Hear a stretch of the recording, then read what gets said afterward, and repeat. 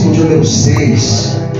Versículo 6 diz assim: o filho honra, peço aos irmãos que fiquem bem atentos na palavra, vou pedir até para os cooperadores não passar água mais durante a mensagem, irmãos. Os irmãos que estiverem com sede, vai lá no bebedouro lá e bebe em nome de Jesus. Amém. Versículo 6: o filho honra o pai e o servo o seu senhor. E o seu pai, onde está? Se eu sou pai, onde está a minha honra? E se eu sou o Senhor, onde está o meu temor? Diz o Senhor dos exércitos. A vós, ó sacerdotes, que desprezais o meu nome, e vós dizeis: em que nós temos desprezado o teu nome? Ofereceis sobre o meu altar pão imundo, e dizeis: em que te havemos profanado? Nisto que dizeis: a mesa do Senhor é desprezível. Porque quando ofereceis animal cego para o sacrifício, isso não é mal? E quando ofereceis o coxo ou enfermo, isso não é mal? Ora, apresenta-o ao teu príncipe, porventura terá ele agrado em ti? Ou aceitará ele a tua pessoa? Diz o Senhor dos exércitos. Agora, pois, orai pelo favor de Deus, que ele seja misericordioso para conosco. Se fazeis estas coisas, aceitará a ele a vossa pessoa, diz o Senhor dos exércitos. Quem há também entre vós que feche as portas por nada e não acenda debalde o fogo no meu altar? Eu não tenho prazer em vós, diz o Senhor dos exércitos, nem aceitarei a oferta da vossa mão. Amém.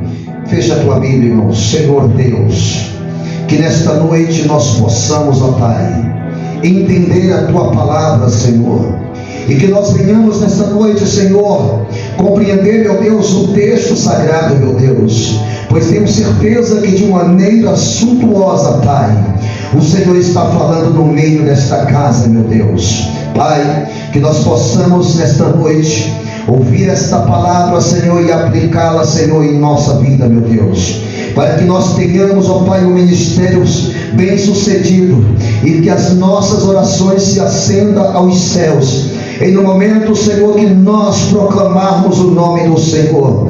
É o que eu te peço agora, Pai, e eu creio em nome de Jesus. Amém, irmãos.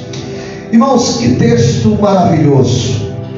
O profeta Ageu, o profeta Malaquias, depois de 100 anos que ele veio do cativeiro, Deus toma esse profeta e lhe dá esta palavra tremenda. 100 anos pós-cativeiro, antes de Cristo, Deus, olhando e insatisfeito com as coisas que estavam acontecendo dentro da nação, então Deus proclama uma palavra no coração do profeta Malaquias, e o profeta Malaquias externa essa palavra para a nação de Israel.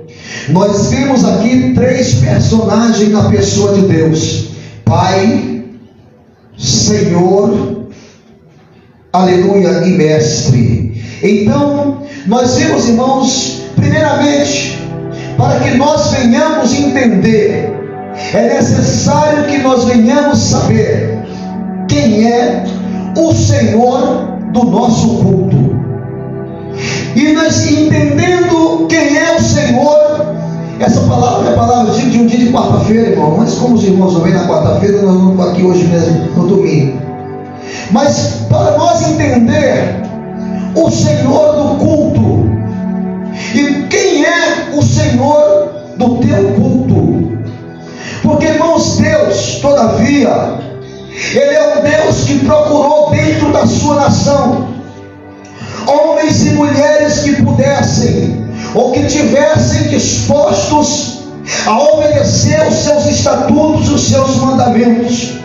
Nós sabemos que a lei do Senhor, a lei dada a Moisés, ela era composta em 613 cláusulas, ou seja, 613 mandamentos eu te dou, Moisés, conforme o número dos vossos ossos.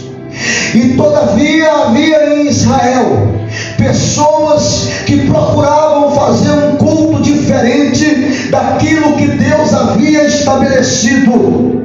Todavia nós sabemos que o povo, tempos em tempos, eles eram levados para cativeiros, porque procuravam oferecer um culto diferente a Deus. E toda vez que nós procuramos mudar a forma de cultuar ao Senhor, levanta ou suscita uma ira a Deus, a tal ponto que Ele usa alguém para externar a sua insatisfação, aleluia, com o seu povo, a ponto de Ele permitir que nações vizinhas venham e sitiem o seu povo e levem para cativeiro. E no século 21 nós estamos vivendo uma época em que o povo tem procurado a oferecer um culto diferente, porque não tem entendido quem é o Senhor do culto. Ora, o Senhor do culto, Ele não aceita qualquer coisa, irmãos. O Senhor do culto, Ele não recebe qualquer adoração. Sabe por quê, irmãos?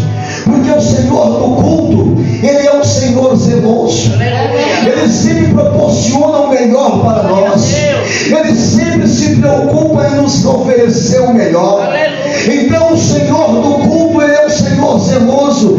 E ao mesmo tempo que Ele nos dá o melhor, Ele também quer que seja recíproco quando Ele nos oferece o melhor. Ele quer que você dê o seu melhor para Ele. Talvez muitas vezes nós ficamos dentro da nossa casa, ou às vezes nós perdemos o sono e ficamos perguntando: Senhor, por que isso está acontecendo na minha vida? Senhor, o que está acontecendo? Aleluia! E muitas vezes Deus pode olhar e dizer assim: meu servo, minha serva, é tão somente você se ater à forma em que você está oferecendo um culto a mim, que você vai entender o porquê que as coisas estão acontecendo nesse formato na sua vida. Sabe por quê, irmãos? É a lei da física. Tudo que vai, volta. Tudo que sobe, desce. E às vezes nós estamos oferecendo animais cegos, animais mancos, pão. Irmãos, o pão da proposição era um pão que havia algumas diretrizes a serem observadas na hora de confeccionar esse pão. Não é como hoje que nós fazemos a Santa Ceia, ainda porque não há recomendação na Bíblia para que nós venhamos fazer Santa Ceia com pão ázimo. Somente os religiosos dizem que nós temos que celebrar a ceia com pão ázimo e com vinho. Somente, irmãos, isso é falta de instrução, isso é religiosidade. A lei era para o povo de Israel, a igreja. Irmãos, igreja e cristianismo e judaísmo são duas coisas plenamente antagônicas. Então nós não podemos jamais associar o cristianismo com o judaísmo. Se você observar, são duas coisas distintas. Então, aleluia, o pão que era apresentado, aleluia, ao Senhor não era qualquer pão. Havia um formato para confeccionar esse pão e deveria ser observado. Não se podia oferecer no altar do Senhor porque o culto naquele tempo, irmãos, era um culto feito com sacrifícios de animais, e você não poderia olhar para o seu rebanho e dizer: olha, aqui tem um animal que está cego, ou um animal que está manco, um animal que está doente, eu não vou perder esse animal, eu vou pegar esse animal e vou oferecer no altar do Senhor como sacrifício. Deus jamais receberia algo, irmãos, que não fosse perfeito. Sabe por quê? Porque Deus, ele não é perfeito.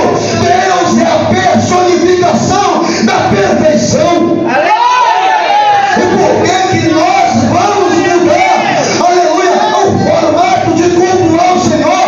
Por que nós vamos dar qualquer coisa para o Senhor? Só dá resto para o Senhor pessoas, irmãos, que é insana. Só dá qualquer culto para o Senhor pessoas que está dotado de uma insanidade. Porque Deus não recebe aí de balde o teu sacrifício, é em vão o teu sacrifício, irmãos. Quando nós entramos na casa do Senhor, irmãos, aleluia, temos que ter uma total reverência, aleluia, porque nós temos que ter o entendimento que quando nós entramos nesse recinto ou em qualquer uma outra igreja que proclama o nome do Senhor, nós sabemos que estamos agora diante do Senhor do culto, e o Senhor do culto é o Senhor zeloso. É um Senhor que não recebe qualquer culto, é um Senhor que não recebe qualquer adoração, é um Senhor que não recebe qualquer coisa, é um Senhor que espera de mim e de você, que você ofereça para Ele o melhor culto, a melhor adoração, o melhor louvor, a melhor atenção, porque Ele é o Senhor zeloso. Mas hoje as pessoas têm arrumado um culto diferente para apresentar a Deus. E ele vai falar assim: olha, o servo honra o seu senhor. Se eu sou pai, aonde está a minha honra? São coisas que nós devemos fazer, irmãos, uma pausa em nossas vidas, e devemos analisar que tipo de culto ou que tipo de servo somos nós. Irmãos, imagine agora uma pessoa que ela é contratada para ser um mordomo. Eu não sei se vocês sabem, mas eu quero lhes passar essa informação hoje.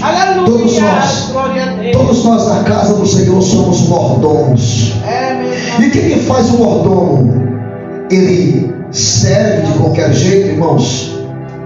O mordomo, irmão Silas, se você é garçom, se você é um garçom que não faz jus àquilo que você faz, e todas as vezes que você for servir uma mesa, ou você derrama uma sobremesa, você derrama uma taça de vinho, ou você esmolha a roupa dos convidados que estão à mesa, será que com algum buffet vai contratar você sabendo o seu histórico de desleixo na hora de executar a sua função? De forma nenhuma, irmão, vai ser um garçom desempregado. Então eu digo para vós outros nessa noite, que se vós oferecerdes a Deus uma adoração qualquer, uma oferta qualquer, eu digo a vós outros nessa noite que você é um só mordomo que ficará de fora das bodas, porque não prestou a melhor adoração ao Senhor dos Senhores. E Deus nesta noite está falando com esta igreja, porque irmãos, Deus não fala com o teto,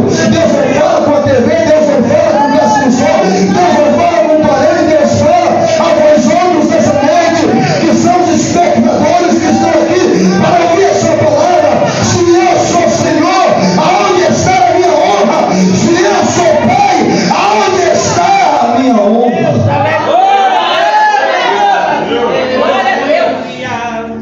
E se eu sou Senhor, onde está o meu temor? Irmãos, são duas coisas totalmente distintas: temor e medo. É verdade, Jeová. Deus não quer que nós tenhamos medo dele. É mesmo. Deus, ele não representa aquela figura mitológica de um bicho-papão, ou Deus não representa aquela figura mitológica de um animal com cauda, um tridente na mão, com chifre. Não, Deus é aquele ser sublime, aleluia.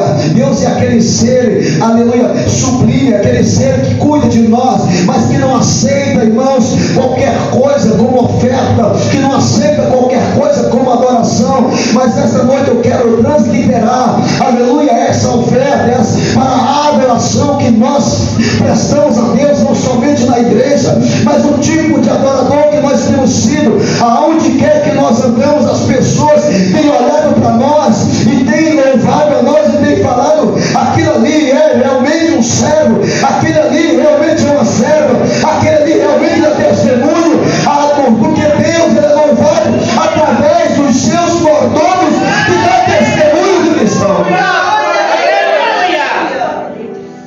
Lembra de quando dois irmãos eles ofereceram culto a Deus, só que um ofereceu um culto legítimo e o outro ofereceu um culto ilegítimo?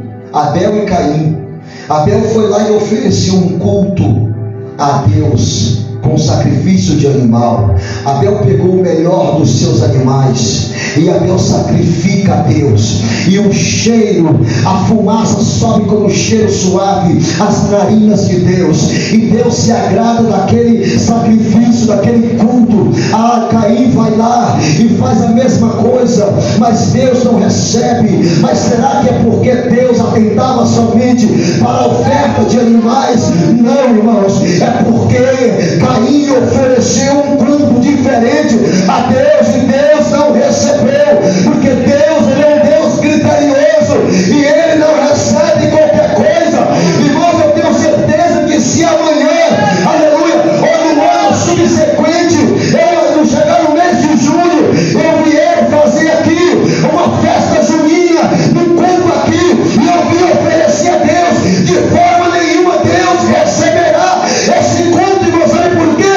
Porque festa junina, irmãos, foi algo que foi instituído pelos jesuítas, aleluia, e é uma festa pagã, e nós não podemos trazer o paganismo para dentro da igreja. Pastor, mas nós temos que agradar, nós temos que trazer o jovem, nós temos que atrair o povo. Vocês concordam com isso? É isso mesmo. Os meios justificam os fins.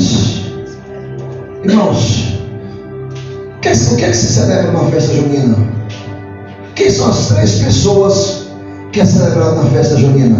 Quem conhece? Quem sabe? São João, São Pedro e Santo Antônio, né? É o casamento dele, né? É o que, irmão? É o casamento dele, irmãos, e aí? É um animal doente, não é? Deus recebe? Pastor, mas eu conheço um pastor lá que abriu uma igreja e ele fez isso, ele fez aquilo, a igreja dele está assim, ó, já tem várias congregações. Isso não é resultado de que Deus está aprovando, irmãos. Deus, ele tem os seus meios, seus critérios.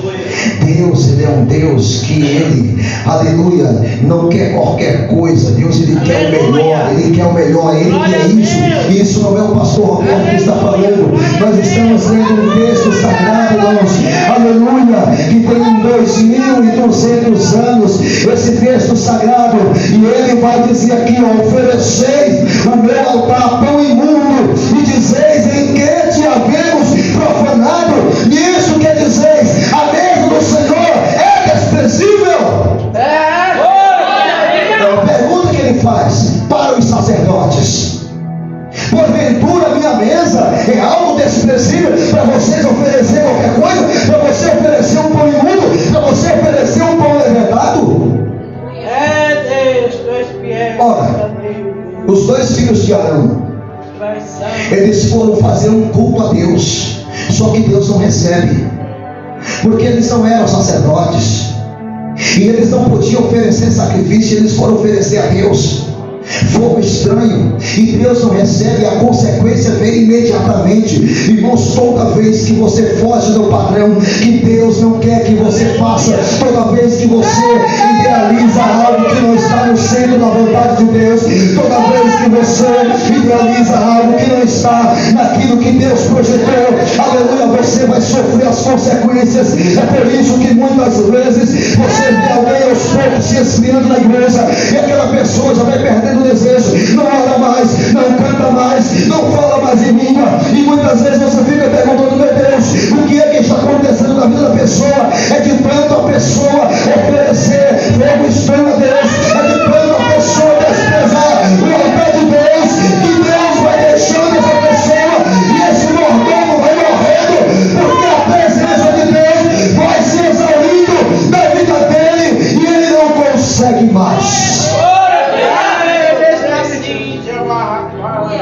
Glória a Deus. Deus é santo e é fiel, é verdadeiro. Nem sempre, irmãos, nem sempre agradar a Deus vai fazer de você uma pessoa próspera, uma pessoa mesmo assim, que em tudo que põe a mão vira ouro. Vai chegar momentos na tua vida, na minha vida, que Deus vai permitir nós passarmos por alguns momentos difíceis, e esses momentos difíceis que nós vamos passar não configura de que Deus não está no nosso barco. Jesus estava na polpa do barco em que estavam os discípulos, mas isso não foi suficiente para que o vento não balançasse aquele barco, a ponto daquele barco querer ir à deriva. Mas uma coisa eu digo, que quando Jesus está na polpa do nosso barco, o barco vai balançar, o barco parece, alguém vai olhar e vai dizer, vai naufragar esse barco está se espedaçando, esse barco não vai longe. Aí vai ter uma hora, quando chegar o cronos de Deus, aleluia, e quando chegar o kairos de Deus, Deus vai se levantar e vai dizer para o vento, aquieta-te vento, acalma-te mar, aleluia, e alguém que está olhando e dizendo que o seu barco vai naufragar e vai dizer assim, como é que isso pode acontecer? Parecia que tudo estava perdido, mas agora ele e ela estão bem. Porventura não foi isso que aconteceu com Jó. Jó era o homem que mais próspero no Oriente, Jó era o homem mais rico no Oriente, mas chegou uma fase da vida de Jó que ele foi colocado para fora da cidade, e Jó, a única coisa que tinha era uma mulher que desprezava ele e que dizia, amaldiçoa teu Deus e morre, e um caco de telha e algumas cinzas para ele estar no meio. E Jó, chegou uma hora em que ele disse, Jó 42:5, ele diz assim, eu conheci a Deus somente de ouvir falar, mas agora eu posso contemplar com os meus próprios olhos. Por que Jó externa isso? Porque Jó passou pelo processo, a vida de Jó quase se esvaiu do seu corpo, mas Jó ficou irredutível no aspecto de abandonar o Senhor, mesmo no ápice da sua desgraça. Jó, ele disse que Deus com certeza se levantaria, aleluia. Então Deus, no momento certo, quando chegou o kairos de Deus na vida de Jó, Jó ele restituído todos os seus bens, a sua saúde, a sua família. Então Jó abre a sua boca e diz, eu conhecia somente de ouvir falar, mas agora eu conheço com os meus próprios olhos. Se você não conhecer a Deus, permaneça oferecendo o seu melhor. Aconteça o que acontecer na tua vida, pode se levantar na tua vida, mas se você quer conhecer a Deus com seus próprios olhos, aleluia, permaneça. Não dê qualquer pão para o Senhor, não leve animais brancos para o Senhor, não leve animais cegos para o altar do Senhor. Se você quer oferecer algo no altar do Senhor, para o seu melhor. Se você quer oferecer adoração para Deus, para o seu melhor. E isso, irmãos, não é pregação de universal, não. E quando eu falo de melhor, eu não estou dizendo para você pegar 5, 6 mil reais e trazer aqui para o pastor, não. Eu estou dizendo, é você servo, é você serva. Entregue-se o seu melhor para Deus, dê para o Senhor o teu melhor do teu ser. Ofereça a melhor oração, o melhor glória, o melhor louvor. Ofereça na casa de Deus. O cenário da tua vida vai mudar. Sabe, irmãos, tem muita gente, e quando eu falo muita gente de forma geral, irmãos, que não tem conseguido avançar na sua vida, porque às vezes dentro dele, dentro dela, tem até um desejo, só que às vezes os desejos mundanos e profanos acabam sucumbindo àquele desejo que tinha dentro dele, dentro dela, de fazer o melhor para Deus. Irmãos, Muitas pessoas que se levantaram junto comigo no Evangelho já ficaram para trás. E eu continuo na caminhada querendo e lutando para fazer o meu melhor para Deus.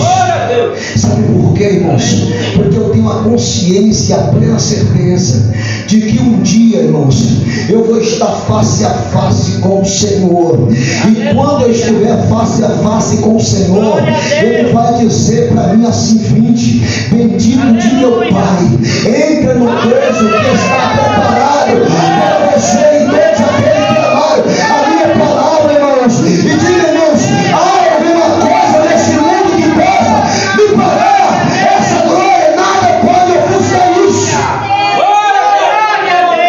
Ainda que aqui nós temos uma vida rasa. Alguém olha para nós e fala assim: é homem de Deus nada, é o carrinho dele. Oh, é homem de Deus nada, é o assim, Jeová. Aleluia. Aleluia. Só que o apóstolo São Paulo, tomado pelo Espírito Santo, ele vai abrir a sua boca e vai dizer: quando a tenda desse tabernáculo se desfizer, temos de Deus um edifício não feita por mãos humanas, ou seja, desta criação. E esta é a convicção que deve ter dentro de cada adorador. Esta é a convicção que deve ter dentro de cada adorador. Sabe por quê?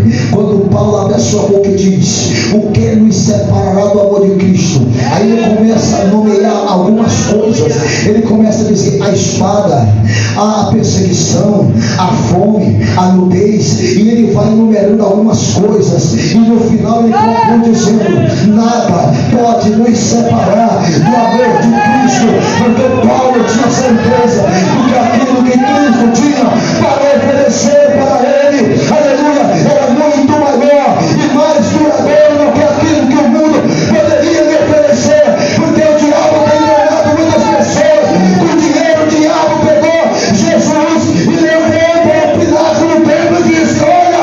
Tudo isso eu vou te dar, se prostrado me adorares. Satanás tem mentido para você. Não aceita a mentira de Satanás, porque o diabo não tem nada. A única coisa que tinha na mão dele era a chave do inferno. E quando Jesus ressuscita, Jesus entra no inferno e diz: não tem a chave, Satanás, eu tenho a chave da morte do inferno. Salmos 24: levantai, ó portas, vossas cabeças, levantai, ó entradas eternas, porque entrará o Rei da Glória. Quem é esse Rei da Glória? Ele é o Senhor. Ele é o Senhor. É o Senhor do culto. É o Senhor da tua vida. É o Senhor da cruz. É o Senhor que carregou a cruz. É o Senhor que disse: entrego nas tuas mãos o meu espírito. Aleluia. Tenha prazer. Glória a Deus. Aleluia. Quero encerrar. Glória a Deus. Aleluia. Obrigado, Jesus. Versículo 8. Deus. Aleluia. Porque quando ofereceis animal cego para o sacrifício, Aleluia. isto não é mal. Glória a Deus.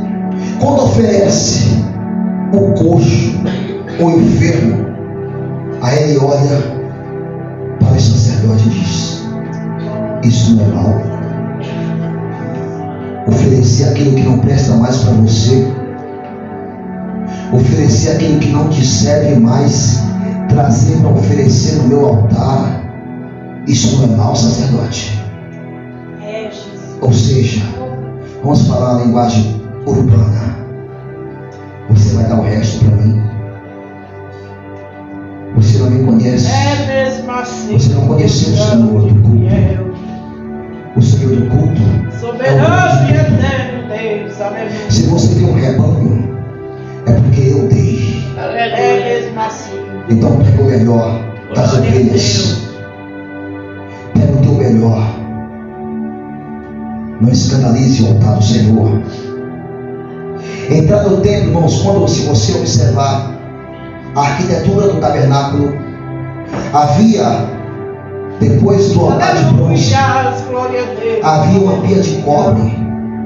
Aquela pia de cobre, Depois que o sacerdote oferecia o sacrifício lá no altar do incenso, que ficava no pátio do tabernáculo, ele, antes de entrar no tabernáculo, ele precisava ir até aquela pia de cobre e lavar as suas mãos, para depois entrar no Santo do Santo.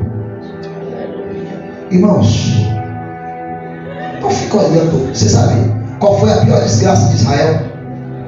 A pior desgraça de Israel foi olhar para as nações vizinhas. A pior desgraça, às vezes, do crente, do obreiro, é começar a querer copiar as coisas que é profana em outras igrejas. Irmãos, eu não tenho hábito de falar de igreja. Eu prego a palavra, mas a gente sabe o que acontece. Mas é problema deles com Deus. Você copiar as coisas impuras e imundas de outras igrejas. Aleluia. E querer fazer o mesmo. Glória a Deus. Irmão, você sabe que essa onda de prosperidade, de evangelho da prosperidade, surgiu nos Estados Unidos e foi trazido para o Brasil. E hoje, essa onda, esse evangelho, a teologia da prosperidade, não sei se vocês sabem, mas sabia que isso é diabólico. Nunca o evangelho esteve condicionado, irmãos, com prosperidade. Irmão, Davi foi rico. Se você conta nos dedos, homem da Bíblia que foi rico. E o maior protagonista da Bíblia, o maior protagonista da Bíblia, ele chega em Jerusalém e diz para os seus discípulos: as aves do céu têm ninhos, as raposas têm covis, mas eu, filho do homem, não tenho onde reclinar minha cabeça. É verdade, aleluia. Entenda isso, irmãos. A tua salvação não quer dizer com aquilo que você tem. Quando aquele homem rico chega a Jesus e fala para Jesus: ó, fala para o meu irmão repartir os bens comigo, Jesus diz: olha, a salvação de qualquer não consiste em abundância do que possui. Então Jesus está desligando, desvencilhando em prosperidade com salvação. E nós devemos entender isso, irmãos. Então nessa noite, ofereça o seu melhor. Se nós prosseguir o texto, Malaquias, ele vai até dizer que o povo não deveria ir ao culto sem a oferta. Malaquias vai dizer isso. Aí Malaquias fala assim: vocês têm roubado a Deus. Aí o povo disse assim: mas em que nós temos te roubado, Senhor? Aí Malaquias vai dizer assim: vocês têm me roubado nos dízimos e nas ofertas alçadas, mas trazei todos os dízimos da casa do tesouro, e depois vocês façam a prova de mim, se eu não vou abrir as janelas do céu, se eu não vou repreender o devorador, se eu não vou repreender o enganador, se eu não vou derramar uma bênção de maior abastança sobre vocês, mas vocês precisam depositar no meu altar. Deus é fiel. Eu fui lavrador, irmãos. É verdade. Até os meus 17 anos de idade eu fui lavrador. Aleluia, aleluia, aleluia. Mas para nós ter arroz no mês de julho, no dia 1º de janeiro, a gente ia plantar arroz, plantava feijão. E quando a gente plantava arroz, sabe o que era acontecer, Maria? Nascia arroz. Não quero plantar arroz e nascer feijão, não, irmãos. Plante para você colher. Glória a Deus. O que acontece com muita gente, irmãos, é que quer colher sem plantar. Aí Salomão vai dizer assim: vai ter uma formiga, ó preguiçoso. Porque não tem, irmão, colheita se não houver plantio. É verdade, Deus. Não tem, Deus. Glória a Deus. Talvez o teu celeiro, a tua horta não tem hortaliças. O teu celeiro não tem manjares, mantimentos. Talvez você tenha semeado um pouquinho E quando eu estou falando disso, eu não estou falando aqui de dízimo, de oferta, não, irmão. Você está entendendo? O foco da palavra nessa noite foi um eu e Deus, você e Deus. Aleluia, aquilo. Porque hoje essas ofertas de animais já não existem mais. Porque, como eu falei no início, cristianismo e judaísmo são duas coisas diferentes, não tem nada a ver. Hoje, aleluia, a oferta que Deus quer que você ofereça aqui é você chegar. Não tem, você já viu o crente que chega na igreja e o pregador está pregando, ele fica assim, ó.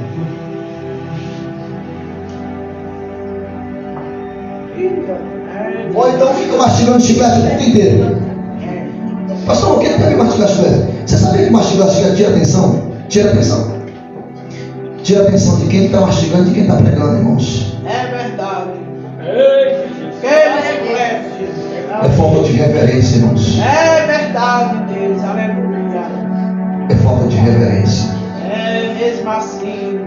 Deus está preparando um povo, irmãos. Aleluia. A volta do Senhor tão perto, irmãos. Leia a Bíblia. Acompanhe os acontecimentos sísmicos que estão acontecendo no mundo inteiro, irmãos. A natureza está reagindo. A natureza está pregando. A natureza está pregando e as pessoas não estão ouvindo.